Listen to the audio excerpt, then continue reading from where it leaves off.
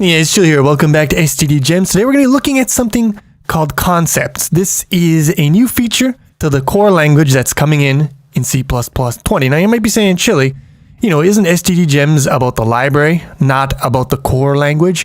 And it's true, but this is going to revolutionize so many libraries. Anything that uses templates can benefit greatly from supporting concepts. Now this video isn't going to be a full-on tutorial, it's going to be a sneak peek. It's still early support for concepts in most compilers.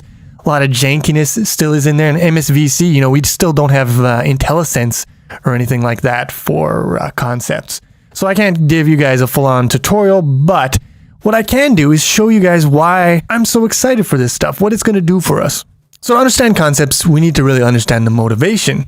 So let's just do something. Let's try something here. We got a list of integers and we want to sort that list. That's a fairly understandable thing that we would want to do, right? Let's build that. Shouldn't be a problem, right? Of course, it's a huge problem. So you get this kind of gobbledygook from the compiler and it's telling you error binary minus some super long bullshit, and yeah, doesn't work. Okay, great. What's the problem? It's not super easy to tell what the problem is, especially if you're a beginner to C++. It is just a bunch of gobbledygook is what this is. And if you click on these, it takes you to some stuff in the standard library.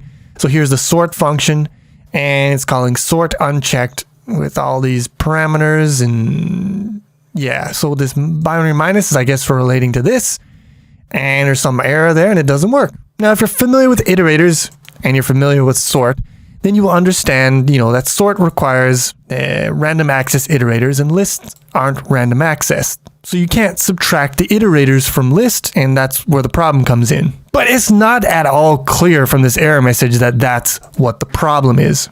So let's try another one here. Let's try to sort a vector of, just our custom type here. We've got a struct called foo. Let's try to sort a vector of foos. What's going to happen? And again, we get errors. We get a lot of errors here. What's the problem? Error, operator, surrogator, func, no matching overload function found. Reference to debug it pred. Reference to was this. Takes us to partition by medium guess uncheck. What is this bullshit? What is this rabbit hole we've gone down? What is the problem? Compiler, tell me what the freaking problem is. Oh, we got lots of messages down here too. Beautiful. Now, of course, the problem is that we can't, if you want to sort things, you got to be able to compare them to each other, right? We don't have a comparison for foo. That's what the problem is. But again, from those error messages, who is really hard to figure it out. And that's really like the Achilles heel of templates. They enable you to write these algorithms that can work on all sorts of different types of data types and structures, things that don't even exist yet. You write these generic algorithms and generic data structures, and then you can use with them whatever you want as long as they satisfy some constraints. But if they don't satisfy those constraints, shit blows up and it's hard to figure out what's gone wrong. So, the normal function type, like let's say you had a sort function that takes a vector of int and sorts it. Well, then if you pass that function anything other than a vector of int, the compiler is immediately going to see, oh, well, the thing you're passing isn't the thing that function takes. It'll throw you an error message that tells you exactly what's wrong and everything's easy. But with templates take in parameters and they accept anything. They're like, give me any bullshit, I'll take it all. I'm not picky. So you got this template function that accepts anything. Okay. What does it do? Well, if it's a sort function, maybe it calls, some other functions. Generally, when you have an algorithm, it's functions calling, functions that call other functions. And if this function is templated, then these ones are probably also going to be templated. So you're accepting these parameters, and it takes the parameters in, and then it passes them on to the next function. And that one is templated. It takes in those parameters, it passes them on, it passes them on, it passes them on. And down in these root functions, it's actually going to try to use those template parameters to do something. Maybe it's going to try to do, parameter 1 less than, parameter 2 or something like that. And here is where shit is going to go kaboom. Because let's say, these parameters you passed in, they don't support comparison. So here is where the error happens. Some low-level operation details of your sorting algorithm. So here's where the compiler says, yeah, something went wrong in here, and so this function call is bad. Because this thing was called by this thing, was called by this thing, was called by this thing, was called by this thing. So these parameters that you passed in somehow ended up blowing shit up down here. Why? What's wrong about these parameters? Well, you figure it out. You can go and you can look through all this template code and you can try to figure out why it is that, you can't sort a list, or why it is that you can't sort a vector of foos. And that's terrible, right? If this was a normal non-template function, the compiler would, right away know you can't pass those things in. It's not the same type. So the question is, can we get that same level of diagnostic with templates? Templates aren't a single type.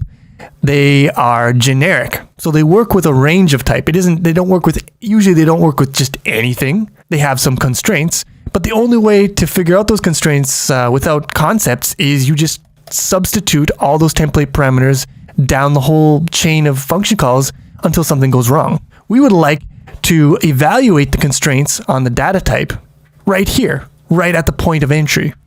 And that's where concepts comes in.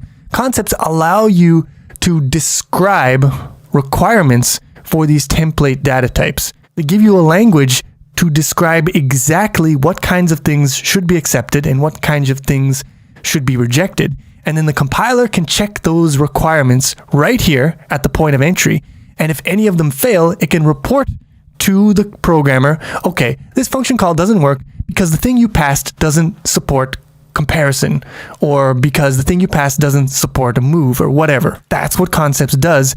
And it is going to take your, 50 lines or 100 lines of template errors and bring it down to, maybe 4 or 5 lines that tell you exactly what's wrong and how to fix it. All right, let's take a look at another simple scenario here. I've got 2 vectors of unique pointer to int. I want to copy from one vector to the other. Yeah, it seems, fairly common operation, a copy from one vector to another. But of course, it's not going to work. You're going to get some error messages. This one isn't too long. Long story short, of course, you can't copy unique pointers. They're unique. It's right in the name there. It's a feature that you can't copy them. Otherwise, you'd have memory ownership issues. So let's try and make our own copy algorithm, and we're going to enable it to use concepts. So I'll put in a namespace chili. We're going to go template it on 2 class types, the input iterator type and the output iterator type, which may be different. And then we're going to do copy. The input begin and end, and the output we'll just call that one P. And what are we going to do? Well, it's just a simple for loop. As long as the beginning is not equal to the end, we are going to increment the beginning and increment the P. And then we're going to copy into the P from the B. One last thing, we need to put the return type on this function there, void. Okay. So we got a very basic, bare bones implementation of the algorithm. No bells and whistles, no fancy checks, but it'll get the job done. Now, if we try to build this, we should see, similar error. Yeah, unique pointer, blah, blah, blah. Something is a deleted function. Yeah, it can't do assignment because that's been deleted. Okay. All right, now let's use concepts to actually describe what kinds of, input types this function wants to work with. So out of the box, the standard library is going to define for you a bunch of very useful concepts in the concepts header. So we can take advantage of those. We don't actually have to describe the constraints at a low level ourselves. And this is what you should generally do if possible. So how do you actually put a requirement on your template? Well, you use requires. It requires some constraint. So the constraint that we're going to be going with, and I don't think it'll come up in IntelliSense, but it's STD copyable. All right. And constraints, concepts are templates. So you've got to template it on whatever thing you're checking. So we're going to check to see if input iterator is copyable. But is that really what we want to do? Do we want to check to see if the iterator is copyable? Iterators generally are copyable. They're just pointers, right? What we really want to check to see is whether the values that those iterators point to are copyable. So we can do that. Iterators generally have a type def called value type, and there you can get at the value type. But this is dependent, so we should do type name value type. All right. So we require that the value type of the iterator is copyable. Easy enough to read. Now we build. And you see right away we get shorter errors. It tells us no matching overloaded function found. The associated constraints are not satisfied. All right. So it gives us some information right now. It doesn't overload us with a bunch of stuff we don't understand. It just tells us whatever you passed in here, yeah, you're not satisfying the constraints that are on this function. And the constraint is that the value type of the iterator has to be copyable. Now, just to make sure that things are working as expected, let's now try with something that should work. So ints should, be copyable, right? Let's try it out. And yeah, we see it builds fine. So when we give this function now something that it doesn't accept, doesn't fulfill the requirements, we get an error message that tells us that. Now, this is not a very good error message, right? Generally, your templates are going to have many requirements, and it's going to be kind of tricky to figure out which one is not being satisfied. So what we would like the compiler to do is actually tell us, which constraint isn't being satisfied and possibly why it's not being satisfied. You remember, like I said, the support for concepts is still, it's still very early, very preliminary. So a lot of those nice bells and whistles, we don't got them yet. But I mean, if you look at the wiki page for concepts here, when you try to sort a list, normally you get about 50 lines of garbage pointing to some implementation detail, basically regarding subtracting two iterators. But with concepts, what you're going to expect to see when this stuff is all said and done is can't call this function. Why? Because this specific concept was not satisfied. And that's going to be a hell of a lot better than this. Now, obviously, we're not quite there yet. It just tells us that, the constraints were not satisfied. We'd like more information than this, but we're going to get it when they get to it, basically. Now, let's look at what some of the other major compilers have already got in terms of diagnostic messages for concepts. We're going to use Godbolt here to get a sort of compiler threesome going here.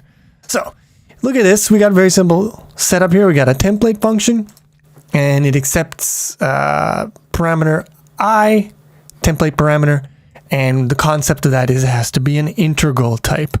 All right, and we compile this with it being called with 0. We see everything compiles fine. Now, what happens if we compile it with a floating point type? We'll just get this to recompile. And we're going to see, errors are going to come up. So we have GCC, we have Clang, and we have MSVC. Now, if we look at MSVC, we're going to see our familiar diagnostics here. No matching overload. Constraints not satisfied. Yeah, not the greatest, right? But if we look at the other guys here, we see that they've already implemented much nicer diagnostics. So here we see no matching function call for F, candidate template ignored, constraints not satisfied. So this is about the same as what MSVC has. But then we have this extra note here, because double does not satisfy integral. And right there, you see what the problem is. There's a lot more information in these diagnostics than what MSVC has already. And it shows you which concept in the source code is being violated here. And then inside the concept, it explains to you why it doesn't satisfy. Very good stuff. Now, if we look at GCC, we see it's mainly the same story. It's a little more wordy than the Clang one. But it tells you here, unsatisfied constraints. The expression is integral v evaluated to false. Yeah, so there you go. So you see, much better diagnostics are clearly possible, and they've already been implemented in other compilers. And, since development is ongoing for this concept stuff, those compilers might even get better diagnostics than they have right now. And we can expect to see nice diagnostics also make their way into MSVC in the near future. All right, now let's try to define our own concept. First, we'll just do it based on an existing concept. So we're going to define a concept that is an iterator. Its value type is copyable. So like I said, concepts are templates. So we'll go template class T. And we're going to call our concept, we're going to call it Copyable Iterator. All right. And we do equals. And then we just do std copyable. No. Copyable. Get rid of my stupid IntelliSense. That's not helping me here. Type name T value type. There we go.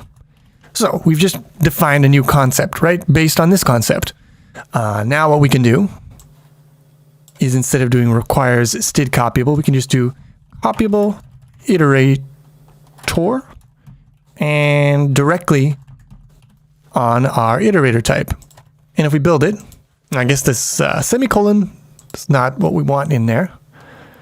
Yeah, okay, so we get, associated constraints are not satisfied, but when you change the type to int, then it should compile fine. Okay, good. So, yeah, we defined our own concept right here. Now, here's the cool thing. Because this concept just directly takes the type that it's working on, like it doesn't have any other kinds of transformations, like getting the value type or whatever, we can actually just substitute this directly in here. So now we can say, instead of just saying class, no, the thing iterator in has to satisfy copyable iterator. And we can just remove this altogether. So we've just got a nice shorter syntax now. And that works. You build it. Yeah, it works fine with this. But we change back to unique pointer and we get the constraints being not satisfied. So yeah, we just get this nicer, shorter syntax here. And we could apply that same constraint to the output iterator as well, if we wanted to. No problem there. Now let's make our vector a vector of foos. So we want to copy from one vector of foos to the other. How's that work? It works just fine, right? But now let's say, all right, we're going to try to copy from a vector of foos to a vector of int. Well, obviously, I mean, there's no way that's going to work. And you're going to get your standard, template errors, which in more, sophisticated algorithms is going to be like 50 lines or more of garbage. All right. So, but the error here is pretty simple. It cannot convert from foo to int. So how can we now solve this problem? We want a concept, or we want a requirement that, let's say that the thing you're copying from should be the same as the thing you're copying to. You should be able to copy from a foo to an int, right? Well, it's not that hard at all. We require that, and we're going to go std is same v. So they should be the same type. Now, for those of you who are a little familiar with template metaprogramming, you'll know that this isn't a concept. This is a type trait. It's basically it's a structure. More or less, it evaluates to a bool. So it's not a concept, but anything that you can evaluate at compile time that returns a bool can also be used in a requires clause. So you can use all your type traits as requirements as well. So we want to require that type name iterator in value type is the same as type name iterator out value type. There we go. So now if we try to build this, yeah, we don't satisfy the constraints. But if we were to make this one an int, then it builds fine.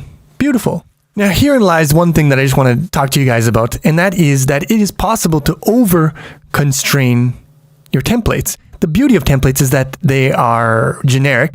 They can be used in all sorts of situations. If you apply too narrow constraints, you are limiting the potential of your template. So for example, normally we should be able to copy from ints to floats because you can convert from an int to a float, and oftentimes it doesn't, present a problem.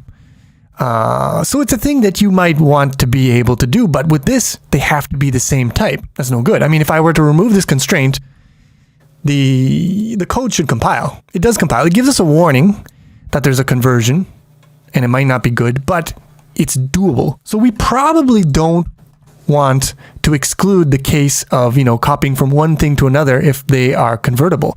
So you have to carefully craft your constraints. Instead of just saying they have to be the same, you would want to say something like, well, they have to be convertible from one to the other. Therein lies the subtle nuance of putting requirements on your templates. Let me show you one more thing here. Let's say we also have another requirement. Let's say for whatever reason, we don't want to be able to copy bools.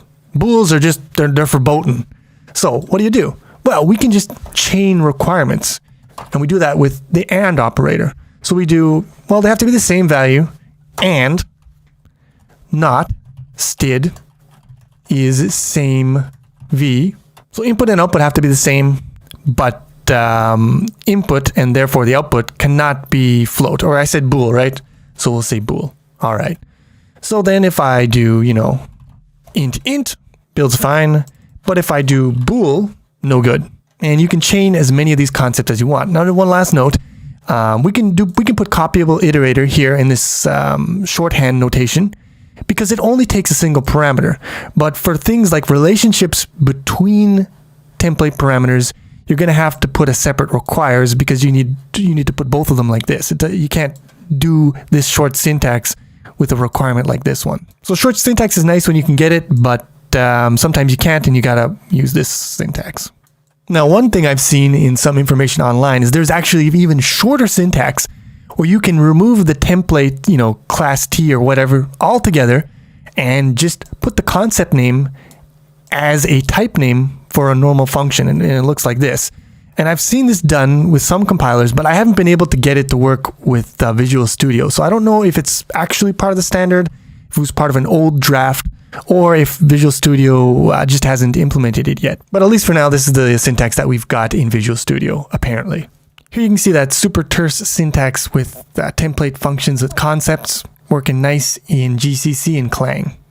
All right, so that's the basic idea of, constraining your templates in order to get a lot better diagnostics. Now, that's not the only thing that concept lets us do. For example, we can overload templates. We can provide 2 different implementations and let the compiler pick the best one. Now, in the past, the way that you would do this is with something called SFINE. Substitution failure is not an error. And it's just it's a lot of bullshit. It works, but it can get very messy. If you're familiar with it, then you don't need me to explain it. And if you're not familiar, then, you don't have to worry about it really. The question today is just, how can we do this stuff with concepts? Well, let's say we've got one copy, and this one works with some stuff that is copyable and has the same type. But now let's give ourselves an overload that works on some other kind of special case. So our special case here is going to be for iterators that point to unique pointer of int.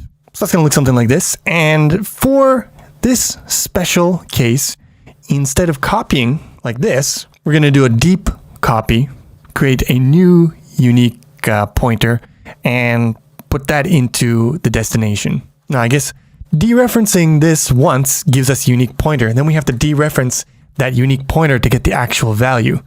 All right, that should be better, right? Yeah, and that builds. So now, if we pass it something like an int, it's going to select this one. But if we pass it unique pointer to int, it's going to select this one. So we can overload based on what parameters are in here. Now, this is a very dumb selection. We're zeroing in on a very specific type. But with a little more work, we could make it so that if it takes a unique pointer to anything, it does make unique on that to do a deep copy, if possible. Now, concepts can also be used to constrain your auto variable declaration. So let's say I go auto x is equal to 4, right? That's fine. And x is going to be an int here. All right. Now let's go auto x is equal to std make unique int, and x here is going to be a unique pointer, right? No problem. Well, what I can do here is I can actually I can constrain this. Auto could be anything, basically. It just suits to whatever is on the right-hand side. But now I can say, no. This x can be anything as long as it's copyable. So in place of auto, I put a concept that accepts a single type name parameter. And if I build this, we get big fat errors. Okay, so apparently Visual Studio doesn't support this particular feature yet. But I'm not crazy. Probably. If you look on Wikipedia, look at many sources, you see that we can replace auto with a concept here. Fortunately, Visual Studio, not quite there yet. So yeah, it's a thing. It will happen eventually. It probably works on GCC, I think, already. All right, so apparently the syntax for the concept's variable declaration has changed. It's not concept and then the variable name. It's the concept, then auto, then the variable name. And if we do this, we see that GCC and Clang both work fine, but yeah, MSVC still doesn't have this one. I checked. All right, final thing we want to talk about here. Like I've said, it's best when you're doing your requirements or when you're writing your own concepts, try to base them on, you know, the standard concepts that you're going to get in the standard library. So build your requirements based on standard concepts. It'll be easier for other people to understand. It'll be less typing for you. But what if there is no standard concept or, you know, no composition of standard concepts that is going to give you the concept that you need? Well, then you got to write your own concept from scratch. And there's a whole new set of language syntax for actually declaring new concepts at a low level. It's not as hard as I originally thought, but there's still quite a bit to it. I can definitely not go over it all in this video. I don't even know it all yet.